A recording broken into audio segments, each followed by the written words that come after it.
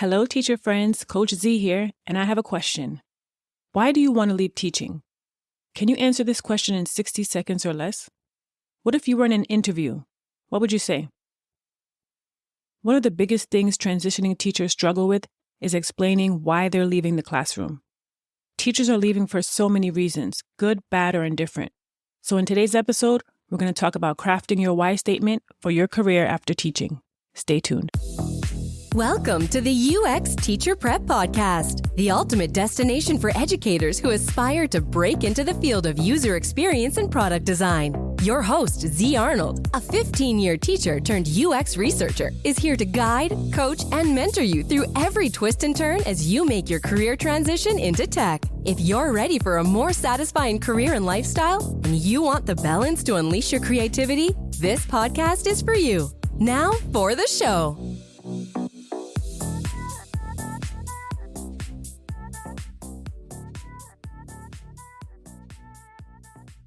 When you decided to become a teacher, you probably did some work around crafting your why. Why do you want to teach? What is your teaching philosophy? What drives you to the profession? Well, in the same way, when you're thinking about leaving the classroom, you need to be able to explain why you're changing careers. It might feel obvious, like you want to change, you want more money, you want to explore something new. But articulating your why in a job interview is super important, because it helps the interviewer understand who you really are and what makes you tick, what you value, and how much you vibe with the company culture and goals. Your why is basically your value proposition that tells the company what you're going to deliver as an employee. So today, I want to talk about how you can effectively communicate your why in job interviews, and this can also work in your cover letter if you choose to submit one. Make sure you listen to the end because I have some bonus interview tips to share with you as well. So let's get into it. The first part is knowing who you are. Before the interview, you'll need to do some self-reflection. Review your career goals, your values, and what excites you. You need to understand how you and your goals align to the role or company you're interested in. In order for you to do this work, you have to also research the companies you're interested in. Learn about their mission, their culture, their values, and how those align or don't align with your own. One way you can start to map this out is by writing down a list of what you value in an employer and what your non-negotiables are. For example, I value work-life balance, and one of my non-negotiables is being able to work remotely. Think about the things you're willing to compromise on and the things you aren't. Next is my favorite part, storytelling. When you're asked why you're leaving teaching, this is where you tell your story about what is driving you and motivating you in terms of the new position. A lot of teachers get confused about this. You have to craft your story. This is the story you will tell interviewers and hiring managers over and over again. It's your story and you're sticking to it. Here you want to explain why you're passionate about the role you're applying to, not why you want to leave your current role. Why are you interested in this company, this role, this industry?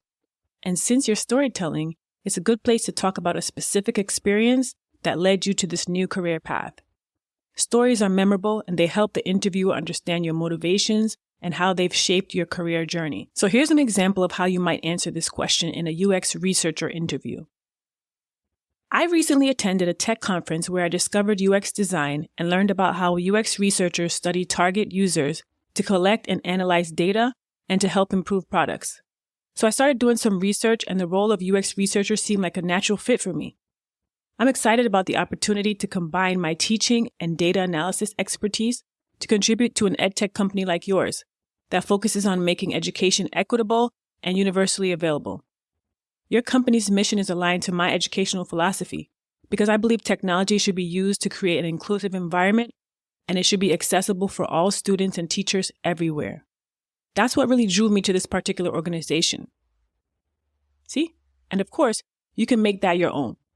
So here you're showing that you're not just looking for any job, but that you're genuinely excited about contributing to this company's success. And I get so excited when I talk about this topic because this is your time to shine. I'm literally stuttering while I'm saying this. Remember, this is a company that you really, really, really want to work for, right? So you have to show that excitement, okay? You want to show them that your goal is to make a meaningful impact and grow within the company over the long term. It's not just, I want to hop out of teaching and this is what I want to do. You got to be passionate about what you're doing. You got to have a real vision and mission behind what you're doing next. So I provided an example from a professional learning experience, but you can provide an example from a challenge you overcame, a project you worked on, or even a personal passion you have. Basically, you want to show your passion and commitment to this role and this organization. The next thing is to be confident. Now is the time to be bold. Don't be shy or afraid. I know it's nerve-wracking, but you need to speak confidently and boldly about your desire and ability to take on this new role. So it's going to take some practice. Draft it out and then read it. See how it sounds. Let it sit for a few days and go back to it. Edit, revise, and make it yours. Then I want you to practice your why speech in the shower, in the car, on the train, with your spouse, with your children, your friends. Practice, practice, practice until you have it memorized and you can confidently say it and believe it. The next part is the body language. And that's whether you interview on Zoom or in person, any type of online interview or even in person. This is one thing that I struggled with a lot.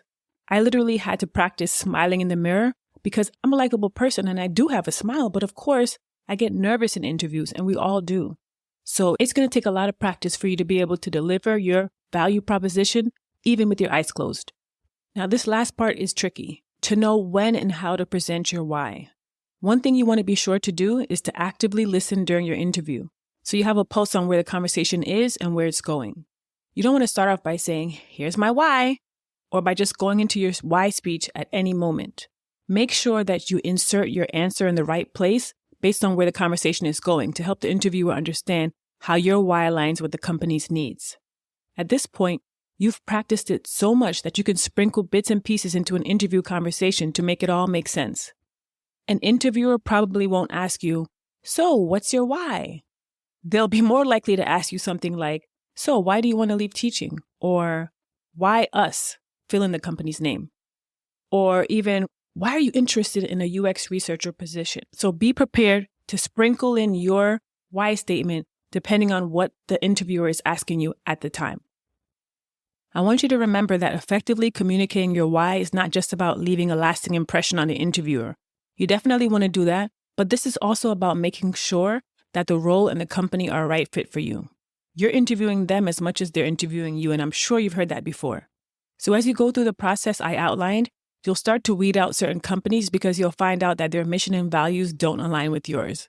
So it's really a great exercise to go through. When I first discovered UX, it was UX writing that got me intrigued about the industry, and I wrote an article on Medium to share my story. And I'll share that article in the show notes and the description because I really feel like simply writing about what inspired you can help you to craft that why statement. Okay, now I know a lot of teachers haven't been on interviews in years because once you start teaching, you basically don't go on job interviews for a long time. So I want to give you some bonus interview tips based on questions I get asked a lot.